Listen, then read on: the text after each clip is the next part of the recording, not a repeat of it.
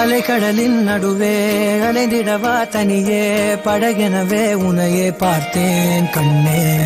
புதை மணலில் விழுந்தே புதைந்திடவே இருந்தேன் குறுநகையை எறிந்தே மீட்டா என்னை.